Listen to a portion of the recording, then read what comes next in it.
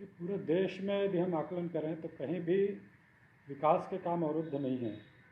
पूरा देश आज विकास के दिशा में इससे बड़े बड़े काम जो है माननीय प्रधानमंत्री जी लगातार उसके लोकार्पण कर रहे हैं, लगातार शिलान्यास कर रहे हैं। कोरोना संक्रमण पूरे देश भर में था, लेकिन ये केवल बहानेबाजी है इस सरकार की कि कोरोना संक्रमण के कारण विकास अवरुद्ध हुआ है, जबकि विकास यहाँ पर विकास नाम की चिड़िया पिछले कार्यकाल में वे खोजते थे। अब इस 3 वर्ष के कार्यकाल में वो विकास की चिड़िया इनको खुद को खोजनी पड़ेगी कि विकास की चिड़िया आखिर गई कहाँ। और 15 वर्ष के कार्यकाल की विकास की चिड़िया तो दिख रही है, और उसी विकास का वो लोकार्पण भूमि पूजन करके वंशवाद को दिखाने का काम जो है जयंतियों पर कर रहे हैं। इसके अलावा इस सरकार के पास विकास के लिए कोई योजना नहीं है, कार्य योजना नहीं है। कोई भी ऐसा कोई बड़ा काम बता दें कि इन 3 वर्षों के कार्यकाल में इस सरकार ने अपने बूते पर किया हो। केवल इस प्रदेश को कर्ज के तले डुबाते जा रहे हैं।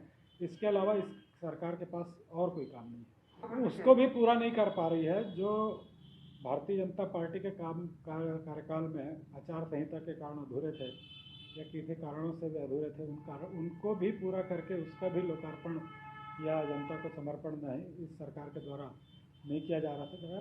बुरी स्थिति छत्तीसगढ़ की जैसे कांग्रेस के 60 वर्षों में हुआ करता था कि विकास से जनता दूर हुआ करती थी, वैसा ही स्वरूप इस छत्तीसगढ़ का फिर से इस कांग्रेस पार्टी के 3 वर्ष के कार्यकाल में हो गया है। छत्तीसगढ़ में कोरोना की पहली लहर और दूसरी लहर के दौरान भी मुख्यमंत्री माननीय श्री भूपेश बघेल जी की सरकार ने छत्तीसगढ़ की जनता को हमेशा रोजगार देने का काम किया है। छत्तीसगढ़ की जनता को आर्थिक से मजबूत करने का काम किया है। किसानों को धान की ओर हम 25 रुपये दे रहे हैं, उससे छत्तीसगढ़ की आर्थिक गतिविधियाँ चल रही है। मनरेगा के माध्यम से सबसे ज़्यादा काम छत्तीसगढ़ में दिया गया है, और भी अन्य जो माध्यम है जिससे लोगों को आर्थिक लाभ मिलता है, वो काम छत्तीसगढ़ सरकार के द्वारा लगातार चलाया जा रहा है। यही एक वजह है जहाँ देश के अन्य राज्य कोरोना के चलते आर्थिक मंदी के दौर से गुजर रहे हैं, वहाँ बेरोजगारी के संकट है, किसानों को उपज नहीं मिल रहा है। छत्तीसगढ़ खुशहाल है और छत्तीसगढ़ देश के अन्य राज्यों से बेहतर है। और जो तीसरी लहर है उसको भी लेकर राज्य सरकार के द्वारा पूरी तैयारी की गई है। लोगों को जागरूक किया जा रहा है और लगातार वैक्सीनेशन कार्यक्रम चल रहे हैं। और सरकार का स्पष्ट मानना है कि फिजिकल डिस्टेंस का पालन करते हुए, मास्क लगा के, और जो कोरोना रोकने के मापदंड है उसका पालन करते हुए उन कार्यों को सुचारू रूप से चलाया जाए, और उसमें सरकार कामयाब भी होगी। और कोरोना का पहला और दूसरी लहर की तरह ही तीसरी लहर से हम लड़ाई लड़ने में सफलता प्राप्त करेंगे। बीते 7 साल में श्री नरेंद्र मोदी जी की सरकार ने देश में ऐसा क्या काम किया है, ये भाजपा के नेताओं को बताना चाहिए। मोदी जी के 7 साल के कार्यकाल में सिर्फ सड़कों के नाम बदला गया है।